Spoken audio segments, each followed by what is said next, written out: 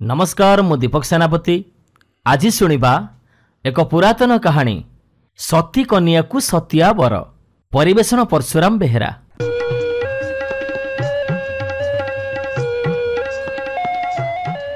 जड़े साधव थिले जानिकी से जड़े रजा। उआस को चाही धन दौलत, धन को चाही पुओ, पुओंक रूप को चाही बुद्धि, आउ बुद्धि की चाही काम। 5 खंड बोईत लंकादीप को जा आस करुथाए।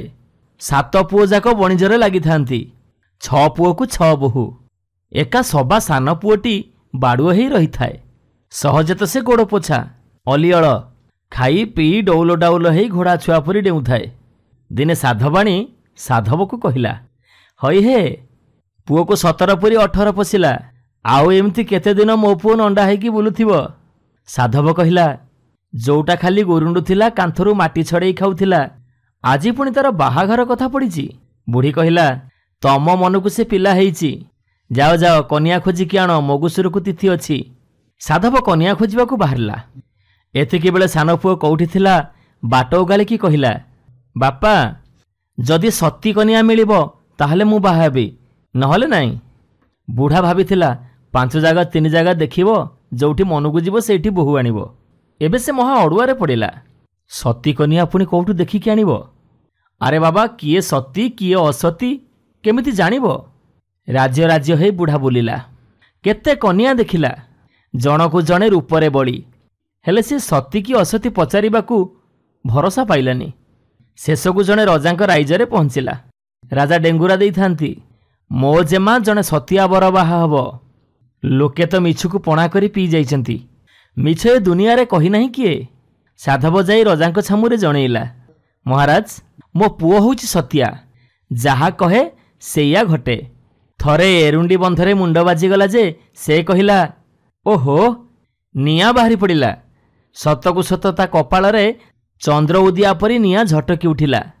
राजा कहिले, मो जेमा होउची सती, ता पाद लागिले मल्ला गछ भी कौली उठे, सुखिला पोखरी रे लहड़ी मारे, पथर सुना हो जाए।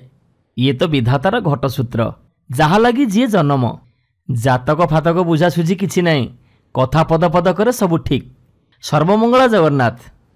एबे बाहाघर आयोजन हैला। साधव पुओ हाथी दांत पालिंकी चढ़ी रोषणी करी आसिला। केते बाण रोषणी नाट गाहाण बजाण। आनंद उत्सव रे मूलकटा उछुली पड़िला। बाजा बाजुची, नाटुआ नाचुचंती, गाणिया गाउचंती, बेदी उपरे बाहाघर होउची। एतिकी बेले गोटे बतास हैला। आकाश रे मेघ घोटीगला। गोटे असुर कुआडू आसी घोर गर्जन तर्जन करी आकाश फटेइला। ता आखिरे बिजुली चमकु थाए। दांत रगड़ी गोटे काउरी हाड़ छुई जेते सबु थिले नाटुआ गाणिया बजंतरी समस्तंकु पत्थर करदेला। जे जोठी जहा करुथिले सबु पत्थर पाल्टी गले सेठी। बर तो सतिया आउ कनिया तो सती। असुरर काउरी काठी सेमानंकु काम कलानी। हेले से असुर कौशल करी कनिया को हरण करी नहीं गला। बर एकुटिया रहिला। चारियाड़ खाली पत्थर आउ पत्थर। भाबिला समस्ते तो मरीगले, समस्ते तो पत्थर पाल्टी गले। ए जीवन रे आउ कौन काम? साहसाथी नाही, बंधु कुटुंब नाही, एमिति बंचिबा बड़ हिनस्ता। मरी भी किछि फल नाही। एई मानकु जियाई पारले सिना जस हबो। राजजेमा पत्थर हो गला कि ताकू किए नहीं गला से किछि बुझी पारलानी। चारियाड़े खाँ खाँ गोड़ौ थाए। से घोड़ा दौड़े से राज्य छाड़ी चली आसिला। बाटरे देखिला गोटे नागसाप पड़ौची। ता देह को टेका पकई पिला माने खंडिया खाबरा कर दैचंती। साधव पुओ को विकल लागिला। से कहिला, अरे ए पिला माने ताकू छाड़ी दियो। पिला माने कहिले, दुष्ट जंतु को विश्वास नहीं, याकू छाड़ी देले ये केतेबेले काहाकू कामुड़ी पकेइबो। साधव पुओ कहिला, अरे ना ना ताकू छाड़ी दियो, तार कई क्षति न कले सी कहीं कहार क्षति करिवो। पिला माने आउ टेका पकेइलेनी। तापर साधव पुओ आगो चलिला। हेले सापटी तारी पछे पछे जीवाकू लागिला। साधव पुओ पचारिला, अरे एबे तू पुणी कुआडे मो पछे पछे आसु? तू जा, मु जते जेतेबेले सुमरणा करिबी तू आसीबू। साधव पुओ आउ किछि दूर गला परे दले केउट गोटे कईछ को धरिथिबार देखिला।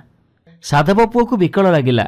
कहिला, अरे भाई 5टी सुना मोहर नियो, आउ ये कईछटा को टिके छाड़ी दियो। केउट माने देखिले सेमानंकर लाभ बहुत, क्षति किछि नाही। कईछटाକୁ मारिदेले कौन लाभ हब? 5टी सुना मोहर मिलुछि, ये बड़ भाग्यर कथा। कहू काले तो किए एते दिएनी। केउट माने कईछକୁ पानी छाड़देले। से टिके पहरी पड़ी पुणी कूलକୁ आसिला। साधव पुअर पछे पछे गोड़ेइला आउ कहिला, तमे मो जीवन बंचेइछ, ए जीवन होउछि तमर। साधव पुओ कहिला, तमे भी फेरी जाओ, तमको मु जेतेबेले मने पकेइबी तमे सेतेबेले आसीबो। खूब बेगरे घोड़ा दौड़े साधव पुओ गोटे पोखरी कूल पहुँचला। घोड़ा को पानी पिएला, निजे भी दियांजुला पानी पीला। तापरे गोटे गछ मूले बसी झाड़ मारुची। एतिकी बेले किए जणे माठिया काखेई पानी नबाकू आसीबार से देखिला। पाखे आसीबारु से चिन्हिला, ये आउ केही नुह, ये सेई राजजेमा। साधव पुओ को देखी राजा झीर आखिरु धार धार लुह गली पड़िला। कहिला, आहा तमे एठी काईकि आसिल? ये तो होछि असुरपुर, ता आखिरे पड़ले तमको से सांगे सांगे चोबेई दब। साधव पुओ पचारिला, हाँ जे तमे एठी केमती आसिल? जेमा कहिला, असुर मते बेदी उपर उड़ेई आनिछि, बाहा हब बोली जिद धरी बसिछि। मु ताकू 3 वर्ष पई कंठ देइछि। मु ताकू कहिछि मोर 3 वर्ष पई व्रत अछि, व्रत उझेइला परे जाई बाहा हेबी। मोरी कथा को विश्वास करी असुर स्थिर हेई रहिछि। साधव पुओ कहिला, ठीक अछि, चल आमे भी पळेइबा। राजा झियो कहिला, हेले ता कबळरू खसिबा एडे सहज नुह। से माया रूप धरी मते पुणी नहीं आसीबो, आउ तमको से जीवन रे रखिबनी। साधव पुओ कहिला, ताहले मु ता सहित युद्ध करिबी, ताकू जमपुर को पठेइबी। राजजेमा कहिला, ताकू खंडा काटिबनी, ता देहरे भाला गलिबनी, से होची अकाट, ता देहरे कौन जीवन अछि जे से मरिबो? एमिति ता सहित 17 वर्ष युद्ध कले भी से किछि लाभ हबनी। ताहले उपाय कौन? साधव पुओ पचारला। राजजेमा कहिला, मु भेद बुझिकी कहिबी, ता जीवन नाटिका कौठी अछि किए जाने। साधव पुओ उहाड़ भितर लुचि रहिला। जेमा माठ घोड़ी ही शोइला। असुर चरी बुली सेज पाखकू आसिला। पचारिला, कौन हैला? जेमा गोटापण थरु थाए। ऊ हेई कुंथेकी कहिला, मते भारी जर। असुर पचारला, काई केमिति हैला? जेमा कहिला, मो मनरे चिंता पसी जाइछि, तमे एकुटिया चरी बुलिबाकू जाउछ, जदि किए तमको केतेबेले मारी पकेइबो, मो अवस्था कौन हब? असुर गोटे हुंकार छाड़ी कहिला, हा कहार एडे साध्य अछि? इंद्रंकर गोसेई बाप भी मते मारी पारिबनी, तांकर वज्र मुन भी बंका हिजिबो। जेमा कहिला, ताहले तमे कौन अमर? तमे कौन भगवान? असुर कहिला, आलो ये केमितिका कथा कहूचु? मर्त्यर जन्म है कि किए एमिति अमर अछि मु हेबी? मु तो मनीष नुह, जर कि रोगरे उल्टी पड़िबी। मु होची असुर, मोर 2टा जीवन। जेमा पचारिला, गोटिए तो तम देहरे अछि, आउ गोटिए जीवन कौठी अछि? असुर कहिला, आ मरण भेद कौन किए काहकू कहे? जेमा अभिमान करी कहिला, हाँ न कुह, मु तमर किए जे मते तमे सबु कथा कहिबो? असुर कहिला, आलो ये होची जीवन मरण कथा, टिकिए फुटियार हेले कथा सरिला। हेले तू तो मो जीवन अति आपणार, तते सबु कथा कहिबिनी तो आउ काहाकू कहिबी? शुणु, समुद्र भितरे 7 ताल पानी, 14 ताल पंक, ता भितरे शंख, शंख भितरे शामुका, शामुका भितरे मोती, मोती भितरे ज्योति, आउ ज्योति भितरे प्रजापति। सेई होउची मो जीवन नाटिका। एक कथा जानी सारिबा परे जेमांक देह आपणा छाए भल होइगला। से जाई रंधा बढ़ा करी असुर को परसी देला। असुर संतोषरे खाई पी घुंगुड़ी मारिला। शोईकी उठी जेतेबेले से चरिबाकू गला, साधव पुओ उघाड़रू ओल्हेई साप आउ कईछकू स्मरण कला। सांगे सांगे से 2 जण आसी पहुँचिले। तांको जाति भाईଙ୍କୁ सबू डाकी आनिले। साधव पुओर कथा अनुसारे समुद्रटाकू घांटी पकेइले। कईछ शंखटीकू पाटिरे कामुड़ी धरी समुद्रर ढेउ उपरकू उठी आसिला। तापरे पहरी आसी कूଳରେ पहुँचिला। साधव पुओ शंख भांगी शामुका काढ़िला। शामुकार मुह मेला करी मोती काढ़िला।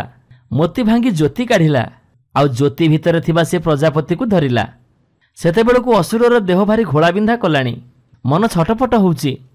साधव पुओ प्रजापतिटीकू धरी कहिला, जाहाकू तू सबू पत्थर करि देइचु, आग ताकू सबू मनीष कर, नहेले ये प्रजापतिर बेकू एठी मोड़देवी। असुर भୟରେ काउरी काठी छुएं समस्तଙ୍କୁ जियाईदेला। काकुति मिनती हेई प्रजापतिटी मागिला। साधव पुओ ता कथा किछि न शुणी प्रजापतिटाकू आंगुठी अगरे मकचिदेला।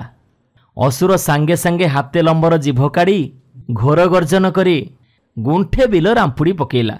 तापरे तले कचाड़ी हेई पड़ी मरीगला। एणे जो बजंतरी माने सब पथर हो जाइथिले से उठी बाजा बजेबाकू आरंभ कले। शंख बाजिला, काहाली बाजिला, महुरी बाजिला, जोड़ी नागरा बाजिला, आउ हुलहुली पड़िला। नर्तकी माने नाच कले, गाण बजाण चलिला, माल युद्ध कले, बाण फुटिला, पताका उड़िला, आउ तापरे होम धुआं उठिला। पुरोहित मंत्र पढ़िले। सतिया बर आउ सती कन्यांकर हाथगंठी पड़िला। तापरे साधव पुओ राजजीमांकु बाहा हेई सांगरे धरी महा आडंबरे निज घर को फेरिला। नमस्कार, मु प्रदीप मल्लिक।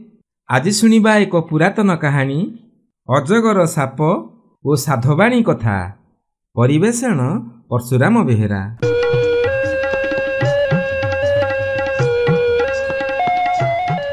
गोटे देशरे गोटे साधव थाए। ता स्त्री साधवाणीर पिलापिली हेबार थाए। दिने गोटे कुआ साधवर चालरे आसी बसिला। साधवाणी जामकोली खाइबाकू मन कला। कुआकू मागिला, अरे कुआ मते गोटे जामकोली दिए। कुआ कहिला, जाउनु बणरू घेनी आसिबु, मु काहींकी देबी। साधवाणीर मन कथा मनरे रहिला। कोली कथा भाबी भाबी झड़ीगला। साधव पचारिला, काहींकी एमिति सुखी जाउच? साधवाणी कहिला, जामुकोली खाइबाकू मो आशा डाकिला। कुआकू मागिली, से देलानी। कहिला, जाउनु बणरू जाई नहीं आसिबु। सेई कथा भाबी भाबी मोर एई अवस्था। तापरे दिन साधव जामकोली आनिबाकू बणकू गला। घोर बनस्त। काठीटे पड़िले ढिंकीटे पड़िला परी लागुची। पतरटाए झड़िले कुलाटाए पड़िला परी लागुची। चारिआडे सुनसान। गोटे हयांत जामु गछ कोली नदी होईची। गोटाए अजगर साप गछरे गुड़ेई होई रहिची। सेथिप्रति साधवर निघा नाही। से गछ उपरकू चढ़ी गुड़ाए कोली तोली आनिला। एतिकी बेले अजगरर निद भांगी गला। से साधवकू देखि पचारिला, तू किए रे? मो गछरे चढ़ी तू काहींकी कोली तोलुचु? साधव कहिला, साधवाणीर कोली खाइबाकू मन हेइची। से अंतसत्ता अछि। ता मनस्कामना पुरेइबाकू मु कोली दीटा तोलुची। अजगर साप कहिला, जिते इच्छा सेते कोली ने, किंतु सत्य करी जा, पुओटिए हेले तोर, झिओटिए हेले मोर। साधव कहिला, सत्य सत्य सत्य। साधव कोली नेई साधवाणी को देला। साधवाणी मनबोध करी कोली खाइला। दिन गड़ी चलिला। दैव जोगकू देख, साधवाणीर झिओटिए जन्म हेला। से गेल बसर बढ़िला। विवाह हेबा लगी तार बयस हेला। साधव बहुत जगह बुली बुली ता मन लाखी गोटे बरपात्र ठीक कला। दिन बार स्थिर हेला। बाजा रोषणी नहीं बरवासी साधव घरे पहुँचला। बरवासी बेदीरे बसिला। हाथ गंठी पड़िबा आगुरु अजगर कुआड़े थिला आसी पहुँची गला। कहिला, ये मो कनिया, मु विवाह हेबी। सापकू देखी किए कुआड़े धाई पलई गले। साधव बुझेइबारु लोके फेरिले। पुरोहिते चौतीसे फेरिले। अजगर सहित से झीवर विभाघर हेला।